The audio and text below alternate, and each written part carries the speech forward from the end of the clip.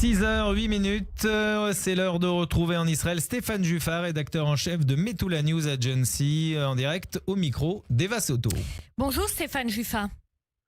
Bonjour Eva Soto et bonjour aux auditeurs téléspectateurs de Radio J. Merci d'être en direct avec nous ce matin. Évidemment, il y a Benjamin Netanyahou qui a décollé hier soir pour Washington à la rencontre de Donald Trump. Il y a bien évidemment le dossier des otages, le dossier de Gaza, mais aussi en creux, Stéphane Juffat, des négociations dont il est question avec la Syrie.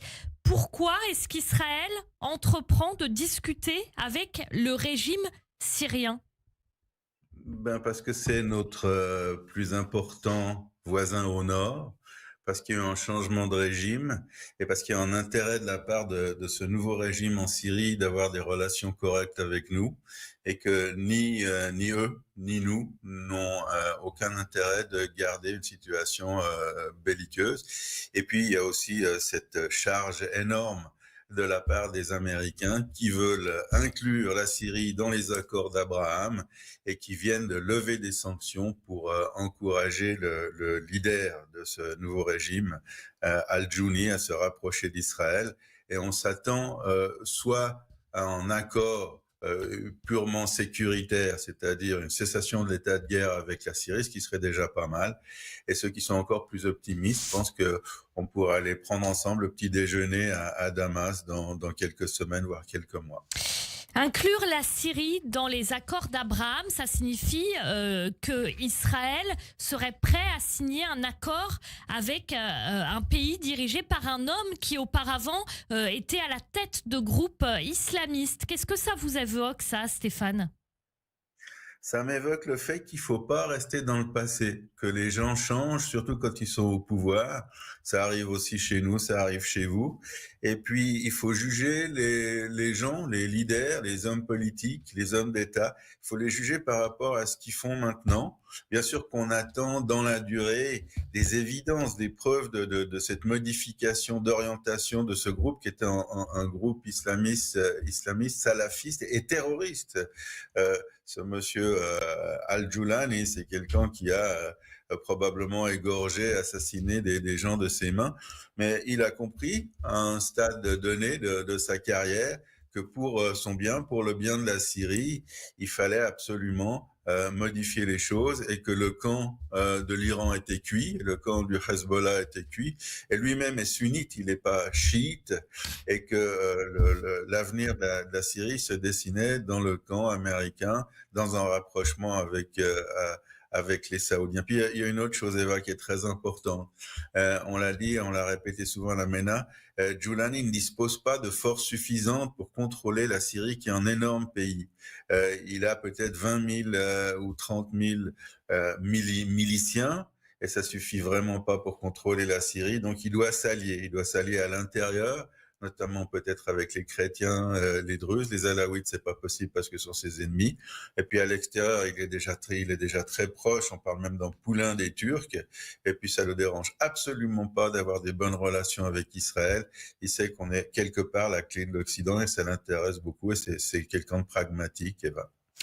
Après les erreurs qui ont conduit au massacre du 7 octobre, les erreurs commises par rapport au Hamas, qui font écho un peu à ce que vous dites, Stéphane Juffat, c'est-à-dire il faut être pragmatique, d'accord, c'est des islamistes, tout ça a pu en être, mais on peut trouver des points d'accord avec eux. Est-ce que c'est pas la même erreur qui est reproduite ici ?